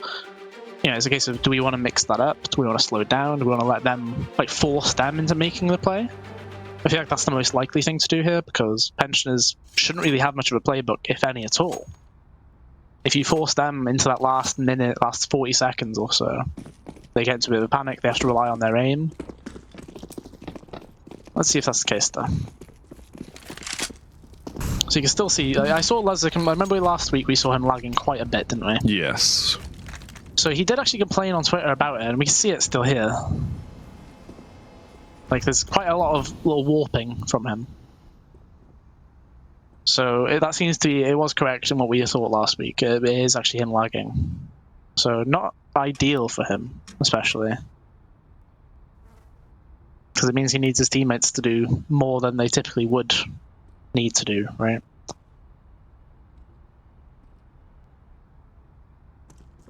It's very uncomfortable to see the lags just with the X-ray. Because you can just see his models like a lot more warpy. Yeah, just jumping about all over the gap. Cypher, with his feet firmly planted on the ground, though, going to be grounding 2 of the Pensioners, sending them back to the home as they have been gunned down. Now Murky waiting for the peak towards long. Nice adjustment on towards Jake M. See you later, Swaggy. And it is all on Lazza to try and clutch it out. A potential 1 versus 4 into the round. Murky is going to be hungering to get the triple kill as well. Lazza clearing the angle slowly, Ben. Starts to make the move forward, tiptoeing his way along. If he clears this angle towards the right, maybe there is a chance for him to win it. Instead, he's going to peek all of them at once and go down to Nuke Dog.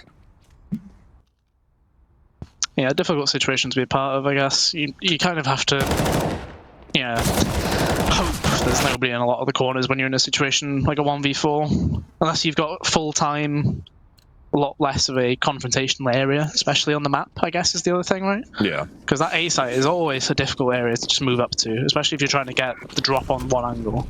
There's always another 2 you need to look out for. So let's see then. Unfortunately, the wrong time potentially to take B control here. There's 4 players from CEX there. Ooh. So Connor's probably going to be ready to smoke heaven. Molotov barrels, perhaps. Then everybody else, I imagine, will be bombing this monster area.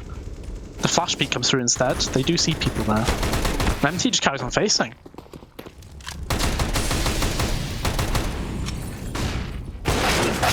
Well, you wanted the Tech9s to do work. They've got the 2 entries. Mate. Make that a 3rd. Tech9's back, I'm telling you, and it is a big dog once again. Connor fragging out as he's able to find that entry. Nicely done from Cypher, at least, to put some kind of pressure onto the T's into the round. Connor gives him an opportunity, but he's too quick on the draw, and this wild Western cowboy will settle his debt.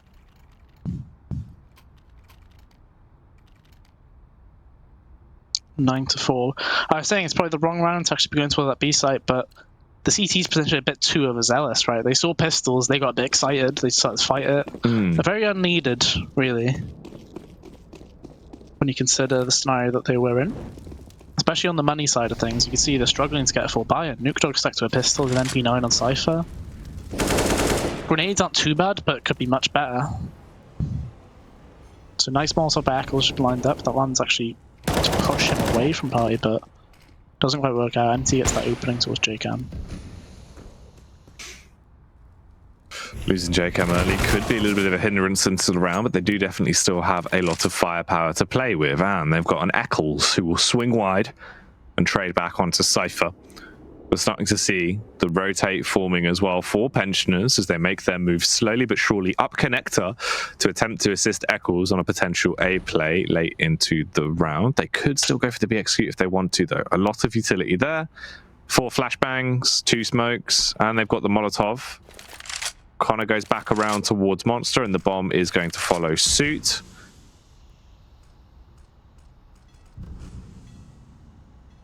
I think the scary bit is the longer they wait here. Nuke Dog has a grenade still, so Eccles could just be deleted from the server as they start to come out here. Nuke Dog has his nade ready. He's going for the short push instead, though, so that nade will do decent damage to Lizard at least. But Eccles does fall regardless. Impact gets enough damage there. Oh, they're just giving them kills. That's the bomb down on bridge. Nuke Dog with a 5-7 gets a big opener. Murky as well, going to come out to play with his AWP. They all peak one by one, Ben. There was no potential for trades. It was so stagnant. Yeah, a lot of peaks that were unneeded. A lot of pushing that was not needed. Very uncoordinated. Not, as you said, there was no trade potential on so many of those. Last round of the half now. One thing to note, look at that CEX kill spread. The lowest kills were on 9, the highest on 13. Everybody's in that same area. And it's a very strong team performance, right? I've been praising them so far about that. It's clearly there. The Molotov into Playground's different, though. I like this. So Cypher's actually going to push this because they have to be stuck on this right wall. Ideally, somebody would flash for him, though. Oh, that's 2 flashes at once, but Cypher not going to be blinded by the light of JChem, though, as he comes out taking names. The head Cypher puts it back into a 4-on-4, but only for a matter of seconds before Swaggy is cut in half. MT wants even more to put to his belt here, holding for the push from Lazar. It's another easy frag, and at this point, it's basically left them in a horrible scenario. 1 JChem, 1 Connor at 50 HP with an AWP versus the world against CEX.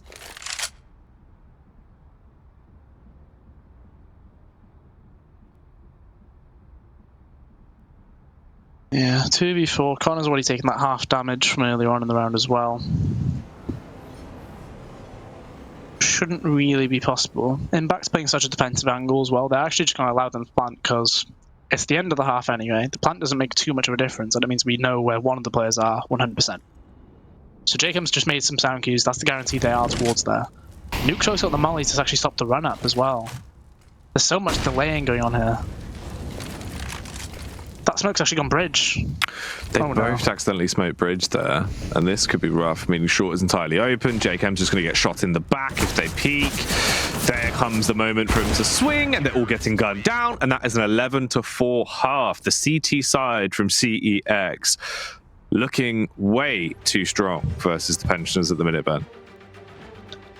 Yeah, it's been what we expected based on Pensioners' previous performances this season, right? We've only seen 9 rounds won, 13 rounds, sorry, won by them. It's not looking like that will go beyond 20 potentially here, depending on the pistol. It's just, you know, kind of disappointing, I guess. We know how good these players are. Yeah. Like, individually. That's the thing that's kind of alarming about all of this. So I guess this is a real discrepancy between a team and then just 5 players being put together into a matchup, right?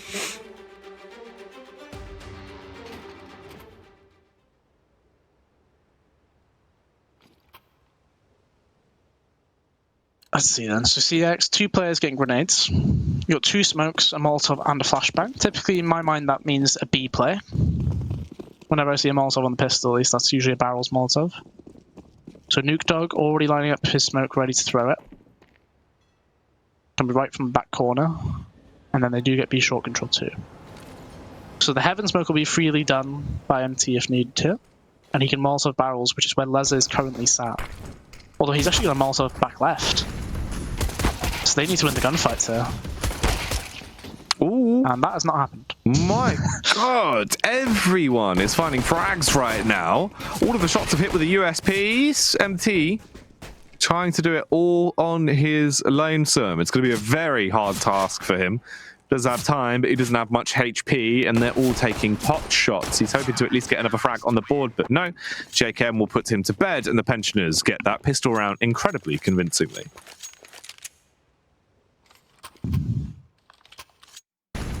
Yeah, very firm pistol round from them. So I believe Connor actually managed to get onto double digits in that round as well. So he's the first player from Pensioners to get double digits. Everybody on CEX is on that as comparison. So quite a way to show that it's been very one-sided. Good nade. Straight onto MT's head.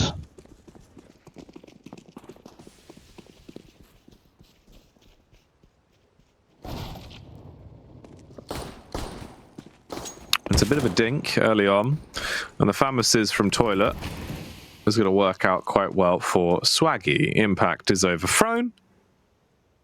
Nuke Dog and Co are getting ready for a raring assault towards the A site as well.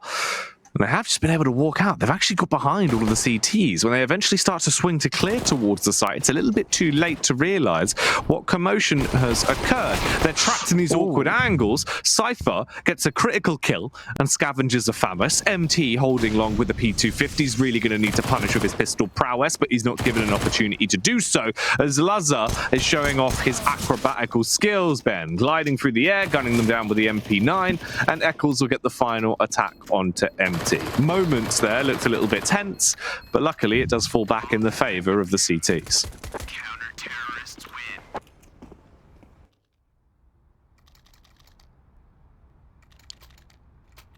So what could have been quite a scary round turned into, yeah, a pretty safe one towards the end, right? It was just a case of, you know, there was a chance, right? There was a very small chance that could have gone completely wrong.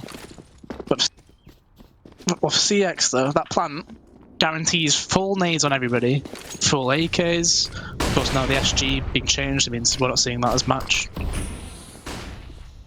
So let's see then. Leza still confident as ever with the peaks. Can he get this one? Yes, he can. Good stuff. Love to see Joe popping off early into the game, getting that confidence back in. His CT half is normally where he really starts to swing more aggressively with the AWP. T-side in recent form has always been about his rampant rifling. So him and Swaggy are trying to get a bit more control towards the end of long. However, if he oversteps the mark here with a flashbang, then he should be killed by Cypher. Luckily, he is able to survive and pull back. Yeah, the return was the key part there. So he's actually just going to be opening things towards truck, which has been interesting. So CX, all of them pretty much gathering in the same area, apparently. The jump spot was seen, so Swaggy shouldn't really do that again, although it looks like he still is. I'm gonna guess he didn't see them when he just did that last time. 35 seconds. Good Molotov, good flash as well. MT had to throw a smoke and he actually gets the kill, Jake. Ooh, Murky with an AK, gunning down 2 of them. This could really throw the round into disarray unless Joe Ducky Loose is able to clutch it out with this AWP. They're peeking him so slowly. Murky walking into the crosshair, giving Joe plenty of time to punish him. Molotov goes down towards the front of sight, blocking off the easy pathway for MT and allowing another frag from the MP9. Both those guns being upgraded to AKs as well, so that's the worst possible outcome in the round. Yeah, well, arguably, yeah. It was going very well, and then suddenly Murky got those 2 kills, and you're just starting to think, how is this turned, right? But Lazar, thankfully, even though he's got a bit of lag, he's still getting the kills when required. So that's nice to see. Because, you know, it's disheartening a bit when you see him still go for the peaks and you can see that lag, especially. It's not very nice.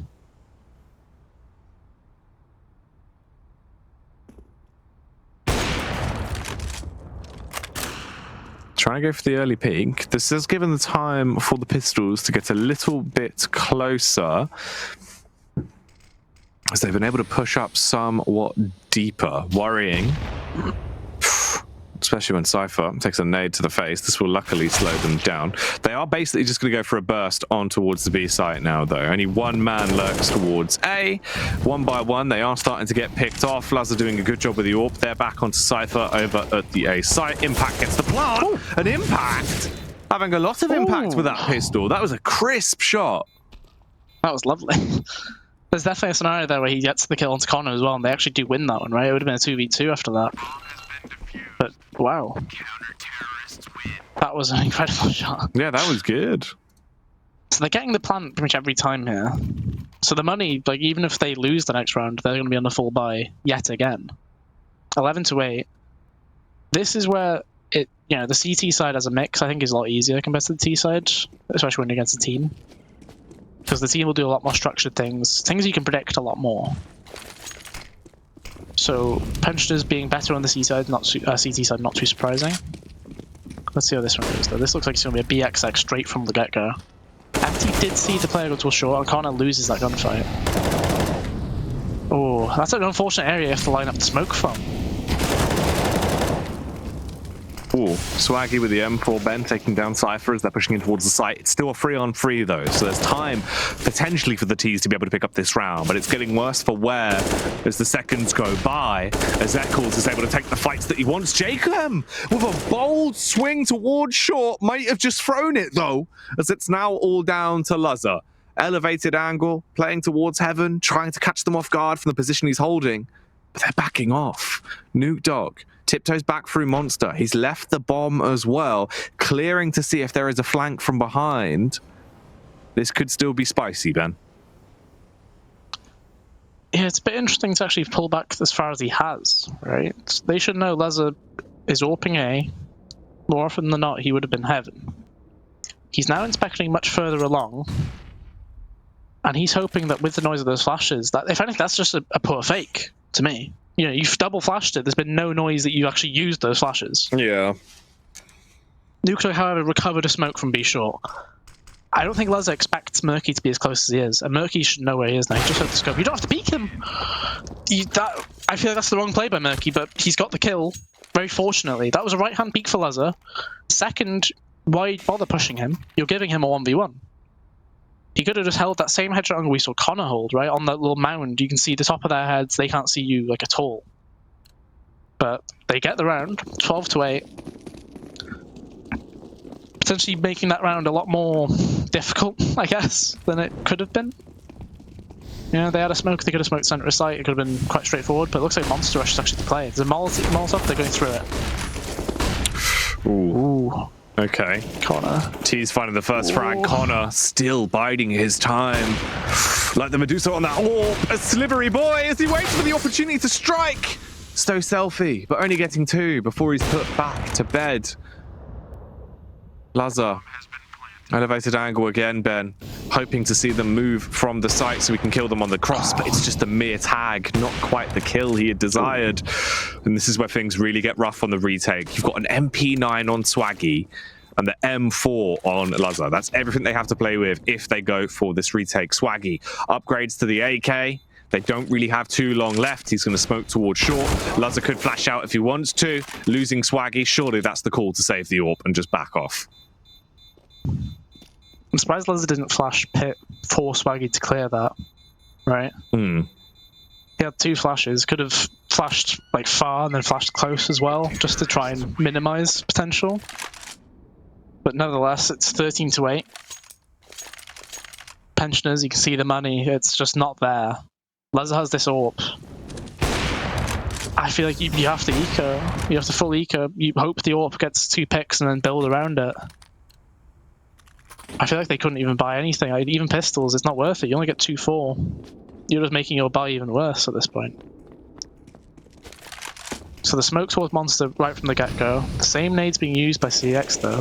That smoke lets them actually do this setup they did before. The BXQ we saw them do in the last buy round. Luzza's not there, so it's just going to be pistols with no armor. Shouldn't be able to do anything.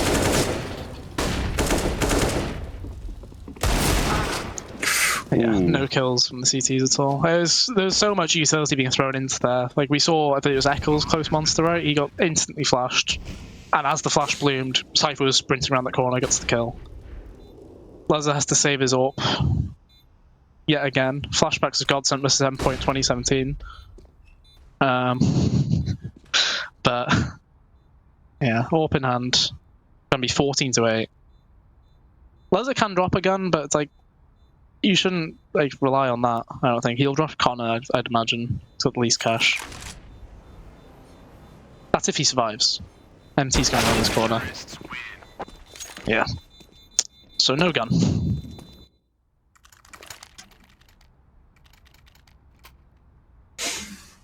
Can't help but feel like it smells a bit like GG in here. It does smell of GG, Ben. Crazy, dude. It's not ideal, is it? It's not ideal. 14-8, Benjamin. It's really quite rough at this point. The buy isn't fabulous at all for pensioners. You've got 2 Famises, 1 M4, M4S there for Swaggy. And Luzza back on the AWP. Utilities at an all-time low once again as well. CEX just tiptoeing their way out over by the fountain to try and go for a burst towards the A site. Luzza is the only one stationed on A as well. And he's towards long, so he's going to have no inkling to any of this that's going on. Yeah. Luzza as well, he's got no armor, so it's going to be a case of, dear Joe, count me in. Can you actually get multi-kills on this round? Because I feel like he needs to get 2 before they get onto that site, or as they're getting onto the site, because otherwise I don't think he's, this round is pretty much done for. There's only 1 player on that site. It's JGAM. He's got utility to delay, but there's a difference if he gets a chance to do it, which evidently no. He gets the molly off and a flash, but that's it. Luzza did get 1 kill before it though, so there's still a chance, especially when the smoke wasn't correct either.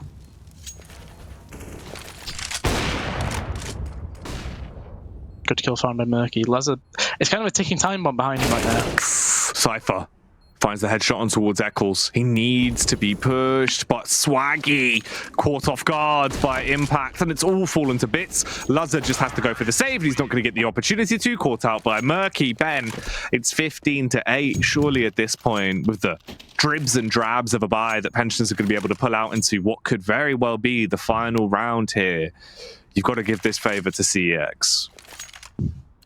Yeah, definitely the case. Like, we've had a clear difference, I guess, in terms of a team versus a mix, right? Like, CX have had their set plays from the get-go, set defaults, setups on the CT side, everything's going on. It's just a straight B-rush again. There's no utility, as you said last time. Connor, no chance, but Eccles, a chance. Oh, if he gets the 3rd. There was no trade on that 3rd guy. And only getting 2s left them still in quite a worrying predicament. They're basically walking the plank, but Swaggy is walking straight through the fire and the flames. Gets over towards Graffiti in a nice angle to play from. They still need to get the bomb down. Molotov goes over towards CT to block off the entry route for Luzza. Takes 2 ticks from the Molotov as well for overstepping the mark. And that is going to make it quite a rough ride from this point forward. Grenade rolling in. That's a smoke to try and block off towards CT. Swaggy peeks. If you got that frag, Maybe it was the opening they required. Instead, it's still going to be an absolute struggle for them. Pushing out, Luzza's knocked down to 5 HP, Swaggy peaks, and Swaggy is punished. And it's only a matter of time before Luzza falls, surely. He will be taken down, Nuke Dog will win it, and he will win the whole game there for CEX. They lock it down and are going to be the victors 16-8 in our final game of the evening tonight, Ben.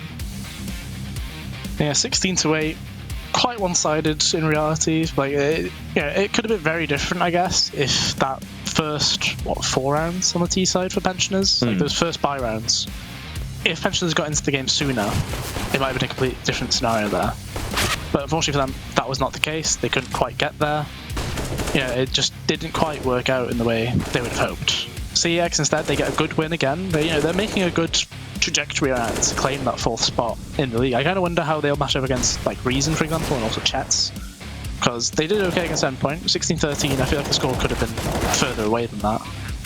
But I think those are the matchups we need to look for in this season. Yeah. Very unlucky for the Pensioners. There was moments, there was definitely tight rounds where it seemed like there was so much potential, especially in that first half as well, right? How many clutches did we see where potentially they could have got that scoreline much, much tighter going into the second half? Instead, they just weren't left with anything. It was such a one-sided half that obviously you just really don't have that many rounds to play with. Couldn't find their footing on the CT side. And also the economy just wasn't in it. A lot of the rounds they played were basically Famous buys, MP9 buys. Joe couldn't really efficiently get the AWP out at times when he wanted to. They were just far too restricted, Ben. Yeah, it was just, again, like a case of the pure difference, wasn't it? Like, it's 5 players put on a server versus a team, and then hoping that the 5 players can put together some chemistry, coordination, that sort of thing. Like, no doubt there is chemistry between them. It's just when you're put in against a team who are playing a set style, it's very hard to make a difference. So, yeah, it's a bit of a tough one in that case. Pensioners, it's looking like, I feel like at this point they're basically already eliminated from that playoff potential scenario. Yeah. Even though mathematically they're not, it feels like they are. It seems to be the way they're going. Now, talking of who is going up when it's riding those stonks, Ben? Let us know on Twitter which one of these 3 players up on screen is your favourite for player of the match. Of course, they all performed incredibly well. Cypher, MT, and Murky. Ben, who would you give it to?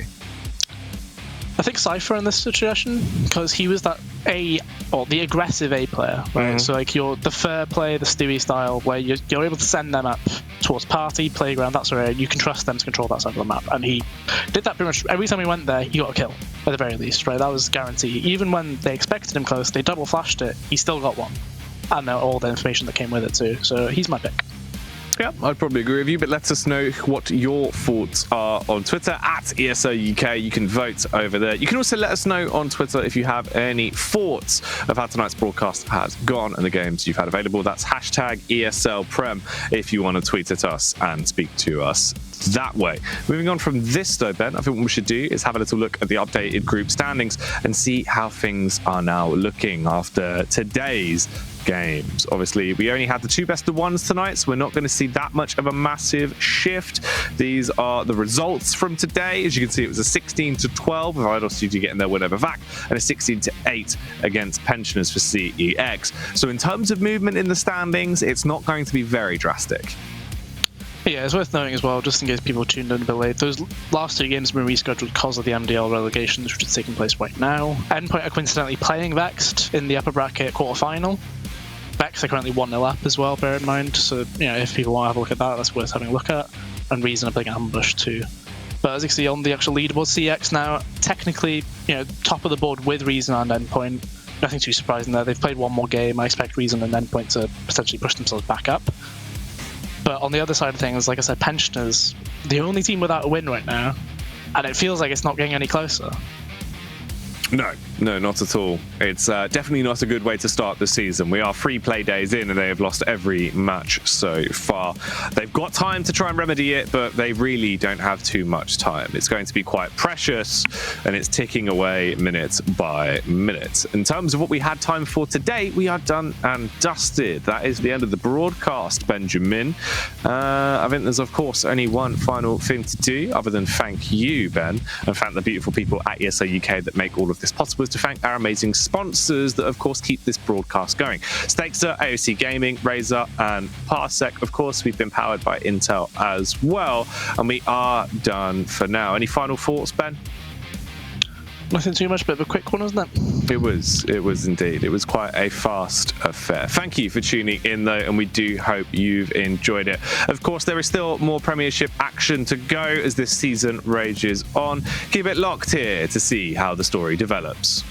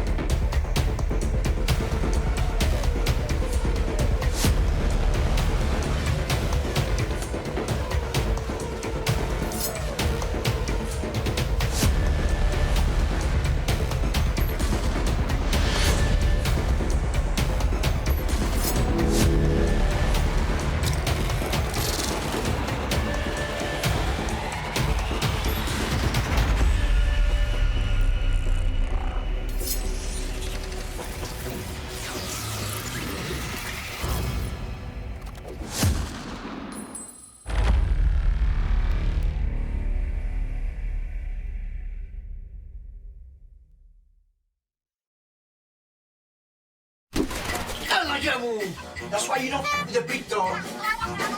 No, listen here, you tired of spanking your mates week in, week out? Come on, this sad little loser online from Albuquerque, New Mexico, without any rewards other than glory? Try Stakester now. Start using your legendary skills and making some real motherfucking money. Go on. Press it.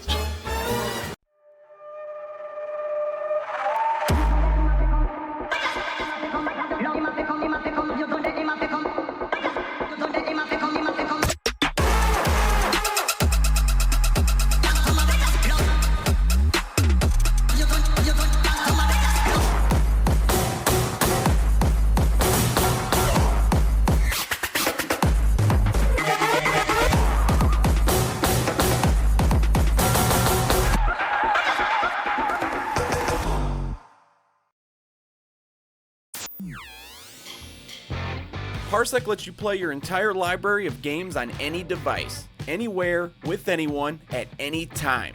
It's easy. Install Parsec and boom, your PC game library is at your fingertips. Are you bored playing solo? Share a link with anyone and go multiplayer. No friends online? Jump into Parsek's arcade and play with people from all around the world. Parsek's available for most things with screens. Download now!